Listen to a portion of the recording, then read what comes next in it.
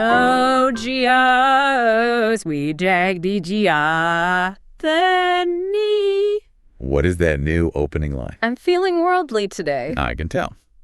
Good morning, good afternoon, good evening. No matter what time zone you're in right now, welcome back to Sip and Talk. Welcome. We're here today to unpack a cross-strait topic that, frankly, leaves a lot of people exhausted. Mm-hmm. But it's also absolutely unavoidable if you want to understand what's going on in geopolitics right now. Yeah, this deep dive was actually sparked by a couple of incidents our listeners sent in recently, and they just perfectly frame the whole conflict. They really do. The first was this really aggressive, very blunt online slogan that was being pushed by some Chinese netizens. And what was it? Taiwan is China's Lai Ching-te, get out of China, like Zhongchu's Xionguao. Oof. Okay, that pulls no punches. But the second incident, I think this is where it gets really interesting. Yep. It involved a Taiwanese tea master. She was in the UK receiving an award, and during the ceremony, a Chinese individual tried to, correct her just for displaying the ROC flag. On an international stage. Right. And the reaction from a foreigner who was there watching, that was the real moment. Well, that was the defining moment, wasn't it? The person just snapped back. A total mic drop. They said, Taiwan is a country. If you don't like it, you can leave. Wow.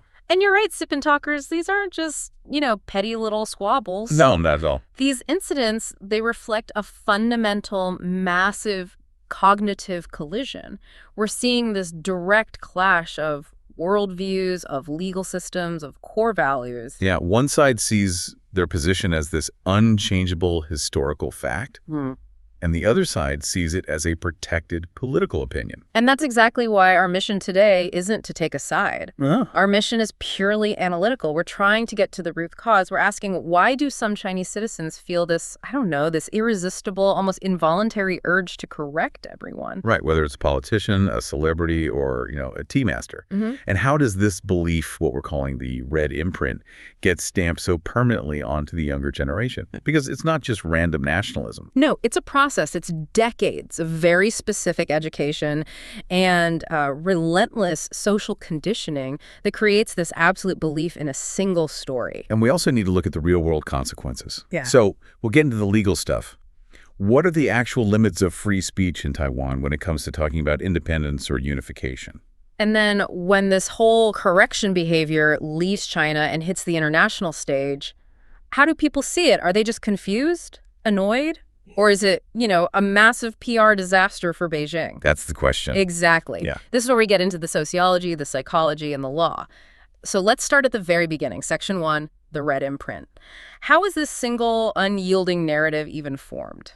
Oh, okay. So the foundation of this red imprint, this, fixed, unshakable political certainty, it really starts in the education system. It always does. It always does. If you want to know why someone believes something is an unchangeable fact instead of, a debatable opinion, you have to open up their textbooks. You have to see what they were taught from childhood. So let's unpack that PRC textbook narrative, because this sounds like institutional engineering on a massive scale. They're teaching the idea of Chinese sovereignty over Taiwan not as a political goal, but as a foundational fact of reality, like gravity. That's a great way to put it. It's like gravity. The historical narrative in the PRC curriculum is completely settled. It's non-negotiable. The core idea, taught from middle school on, is that Taiwan has been an inseparable part of Chinese territory since ancient times. And that's the cornerstone, right? That is the cornerstone of their whole state sovereignty discourse. It's presented as this objective scientific truth, not just one point of view. And what's really crucial here is the institutional weight behind it. You can't question this. It's not a topic up for debate in your social studies class. Oh, absolutely not. If a teacher were to even suggest a different perspective, they would risk their career. The party line has to be maintained. And it goes beyond just history class. Oh, way beyond. In geography, in politics, it's constantly reinforced. Every map of China you see in a textbook must include Taiwan, colored the same as the mainland. It's this constant visual reinforcement. Wow. And then names like Taiwan province and its capital, Taipei, these are required knowledge points, things you have to memorize for your exams. Okay, see, this is where it gets so psychologically potent. It's one thing to be taught something, but it's another thing to tie national sovereignty directly to your own personal success. Exactly. We're talking about the Gaokao China's National College Entrance Exam. This single test basically determines your entire future. Right, which university you get into, your career, your social standing, everything. Everything. And it's notoriously difficult. Every single point matters. So political correctness is literally baked into the grading for history and geography. If a student wrote an essay or answered a question suggesting anything other than Taiwan being a province of China, They'd just fail that question. they'd fail the point. You're not just, disagreeing with the government. You are actively jeopardizing your chance to get into a good university. You could be sabotaging your own future. That creates such a powerful psychological bond. When you go through that system from first grade all the way through college, this one narrative is just hammered in over and over, tying everything together, national identity or personal success. It becomes a survival mechanism as much as an ideology. Yeah. And this extends into university admissions for certain fields, journalism, law, political science. Students often have to show they're politically reliable, and believing this core sovereignty fact is like the most basic test of that. That's how the red imprint gets pressed so deeply into the next generation. But to really get the depth of this cognitive collision, we have to look across the strait. We have to see what students in Taiwan are learning, because it's not just a slightly different version of the story. No, it's a total ideological divergence. It's a chasm. When you compare high school history textbooks from the PRC and the ROC, Taiwan, you just see this massive split. The PRC side is all about, a Marxist historical view class struggle, anti-imperialism, and unification as the ultimate goal. And Taiwan. Taiwan has shifted. It's more focused on multiculturalism, its own democratic transition, and it often looks at history from, like, an East Asian comparative approach, not a purely Chinese one. So let's start at the basics. How do they even position the history? How do they talk about China? Well, in the PRC, Taiwan's history is just. It's a chapter in China's history. It's an appendage. They emphasize continuity, trying to prove that Beijing has had jurisdiction for centuries. But in Taiwan, it's completely different now, right? Completely. The curriculum in Taiwan has this very independent, local historical perspective. Taiwan's history is studied on its own terms as a story of migrations, different colonial rulers, and finally, democratic self-determination. So Chinese history is just one piece of the puzzle for them. Exactly. It's just one part of a bigger East Asian story, not the center of the universe. Yeah. This curriculum change was a very deliberate move to emphasize local identity and, decenter the mainland China narrative. You can even see the difference in how they talk about historical figures. Let's take Koxinga, Zheng Chenggong. He's a huge figure in both narratives. Oh, for sure. But he's framed in completely different ways. For the PRC, Koxinga is a national hero. Full stop. Why? Because he recovered Taiwan from the Dutch colonizers back in the 1660s. So his story fits perfectly into their narrative of anti-colonialism and unification. He's a unifier. Okay, that makes sense. But on the Taiwanese side, it's more complicated. Much more complicated. He's often seen as an outsider who set up the first big Han government on the island. But his main goal wasn't liberating Taiwan. It was part of his own resistance against the Qing dynasty back on the mainland. So they see it as just another foreign ruler coming in. In some ways, yeah. Taiwanese textbooks will point out that his regime was pretty authoritarian, imposed heavy taxes. They avoid the word recovery and see it more as just another layer of external rule. Wow. And this must get even more stark when you talk about the Japanese colonial era. I mean, that was a reality. Taiwan was a Japanese colony for 50 years. Right, from 1895 to 1945. And the PRC version, because of its anti-imperialist mandate, kind of rushes through this period. It's presented only as an era of Japanese aggression and brutal occupation. So they focus on the resistance. Almost exclusively. Yeah. They focus on the resistance movements and then the glorious return to the motherland. They really downplay or just ignore any positive economic or infrastructural developments that happened during those 50 years. But surely the Taiwanese textbooks can't just ignore the resistance, right? That would be whitewashing history. That's a great question, and it really gets to the complexity of the Taiwanese narrative. They definitely covered the resistance, but recent curriculums have moved to this more balanced, maybe even conflicted view. They call it positive and negative coexistence. So they're trying to show both sides. Exactly. They acknowledge the suppression, but they also talk about the modernization that happened, the development of industry, railways, modern public health systems, even introducing ideas like punctuality and hygiene. So the Taiwanese view is focused on Taiwan's development, no matter who was in charge. Right. While the PRC view is laser focused on China's unified history and fighting aggression. Precisely.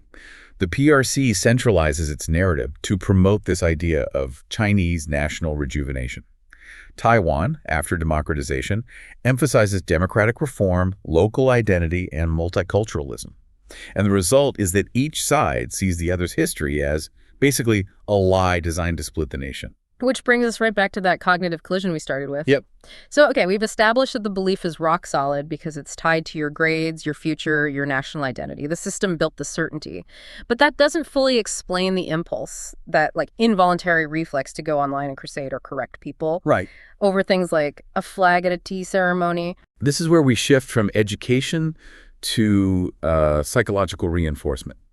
What we're seeing is a mass social phenomenon that you can actually analyze through the lens of classic conditioning. It's like Pavlov's experiment. The Pavlovian correction mechanism. Exactly. In the Chinese digital world, correcting people becomes this automatic conditioned reflex. It's a habit loop. Okay, so let's break down the habit loop for everyone listening. Stimulus, response, and reward. What's the stimulus? The stimulus, the bell, in Pavlov's case, is seeing anything that's perceived as a political slight. The most common trigger is seeing disgrace to China, or Hua, or any symbol of Taiwan independence, like the ROC flag, a celebrity posting the wrong map. Any little thing that goes against the official story. Any little thing. And it triggers this immediate, almost physiological surge of patriotic duty. Which leads to the response. The act. The action. The individual rushes to crusade or to jump. This is the immediate aggressive online response. They leave angry, often identical comments, they mass report the content, or they launch these coordinated digital attacks. It's like a spontaneous online mob. Driven by this perceived patriotic duty. And then comes the most important part, the reward, the food. This is what reinforces the behavior and turns it into this addictive loop. So what's the reward? It's systemic. First, you get official endorsement. When these crusades happen, state media like People's Daily or CCTV will often praise the action as being super patriotic. They might even run news segments about it. Wow. And second? Second, and this is huge, there's the social currency. The social media algorithms boost your traffic, your likes, your recognition. You become an online internet celebrity, a recognized patriot. So it's not just about ideology. It's a high-stakes game of likes and social validation. That immediate, tangible reward is way more powerful than some vague idea of national honor. Let's look at an example. The 2016 Dai Bar attack is like the classic template for how this whole mechanism was built. Remind us what that was. D-Bar is this huge online community. They organize netizens, what people now call the Little Pink, to basically climb over the Great Firewall and flood Taiwanese media pages with pro-China comments and slogans. And at first it was just a grassroots thing. It was grassroots and chaotic, yeah. But then state media endorsed it.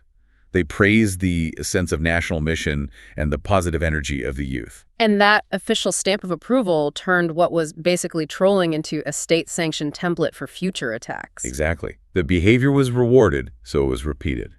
Against brands like H&M, against celebrities, you name it. And then there are darker examples. For sure. Look at the Kochuan Yao incident in 2019.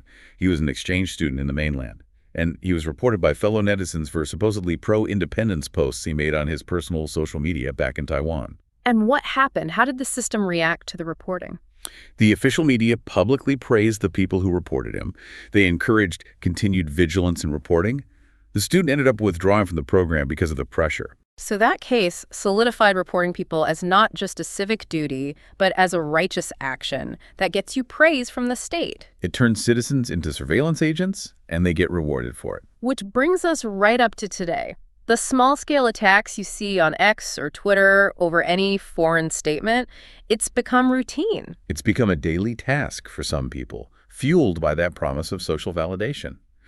This collective conditioning has created an environment where correction is normalized, it's expected, and it's highly rewarded. It's not just patriotism anymore. It's a social system that works. Okay, so we've established the red imprint, this deeply conditioned, institutionally reinforced belief system.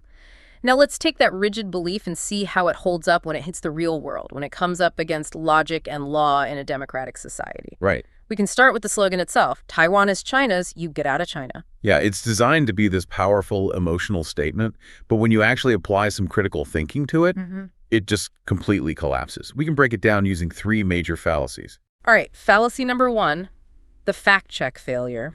The core statement just assumes PRC control over Taiwan. Which is demonstrably false. The People's Republic of China has never, not for one day, ruled Taiwan since it was founded in 1949. That is the central, unshakable reality. Taiwan's been operating under the Republic of China government for what, over 75 years now? Yeah, with its own independently elected government, its own military, its own currency. Own passport. My analogy from earlier holds up. It's like claiming you own the moon, but you've never actually landed there. You can write it in your textbooks all you want, but the reality on the ground just contradicts the claim. The slogan tries to substitute political will for historical and legal fact. Okay, fallacy number 2. The begging the question fallacy. This is just bad rhetoric. It's the definition of a circular argument. The argument assumes its own premise is true. Taiwan is China's in order to justify its conclusion. Therefore, you must leave. Right, it doesn't offer any proof. It's just saying, because I say A is true, you have to accept the consequences of A. It's not a debate, it's bullying. It is, accept my premise or else, which leads to the third fallacy, conceptual confusion. The word China itself. It's deliberately ambiguous. When the slogan says Taiwan is China's, which China are they talking about? Is it cultural China, geographical China, or is it strictly the political entity of the People's Republic of China? And it intentionally blurs those lines. Taiwan's identity today is so multi-layered. You have indigenous peoples, different waves of Han settlers, Japanese colonial history, the post-1949 migration, the democratic transition. Exactly. And trying to cram all that into one single politically defined China just ignores the reality on the ground, especially when polls consistently show that over 60% of people in Taiwan identify primarily as Taiwanese, not Chinese. The slogan is just totally detached from the people it's talking to. So this whole collision is really, at its core, a constitutional clash. It is. When you compare the basic values behind free speech in Taiwan versus China, you see this massive split. In the PRC, the core value is what? The supreme authority of the Communist Party and national sovereignty. So any speech about sovereignty isn't a debate. It's defined as a non-debatable political fact. You can't legally challenge a fact. And in Taiwan, the core value is constitutional democracy and protecting basic human rights, especially free speech. So speech on sovereignty, whether you're for independence or for unification, is defined as a protected political opinion. And an opinion in a democracy is always debatable. Always. Even if it challenges the status quo. That's a huge contrast. It means someone in Taipei can stand in a park and legally call for unification with the PRC. Yep. While someone in Beijing calling for Taiwanese independence would be arrested for sedition. Immediately. That's the difference right there. Right. Fact versus opinion. It's the line between authoritarianism and democracy. Okay, so let's get practical for our listeners. Let's explain the actual legal landscape in Taiwan. Where is the line between a protected political opinion and an actual crime? Because it's about behavior and intent, not just your political stance, right? Right.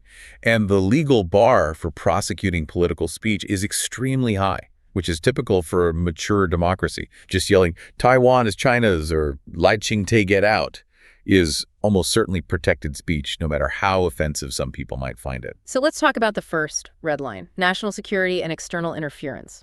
When does dissent become a national security threat? To cross that line, you have to be doing a lot more than just posting angry comments online. The requirement under Taiwan's Anti-Infiltration Act is really severe. You have to be acting under the instruction, commission, or funding of a hostile external force. So the PRC government or its proxies? Exactly. If you just spontaneously start a pro-unification Facebook group, that's fine. Yep. But if you're getting paid by the PRC's United Front to organize election interference, that's a crime. Got it. What about the second red line? Personal attack and defamation. This is where a lot of these online fights end up. So there are two main ideas here. First is defamation, which means spreading untrue facts that damage someone's reputation, like making up a specific story that a politician took a bribe. But harsh political commentary is almost always protected. And what about just pure insults, like the slogan telling someone to get out? That would fall under public insult. But Taiwan's courts have a long history of protecting even really heated political debate. While a phrase like get out of China is a personal attack, the courts often see it as protected political ranting rather than a criminal insult. So the courts basically say, look, politics gets ugly and we can't criminalize every mean thing someone says in anger. Pretty much. It shows you just how broad the protection for free speech is there. Finally, red line 3. Threat of physical harm. This one seems pretty straightforward. It's the clearest line. This is defined under the criminal code. You have to communicate a direct threat to someone's life, body, freedom, or property that makes them genuinely fear for their safety. Like saying, I'm going to kill you, or I know where you live. Exactly.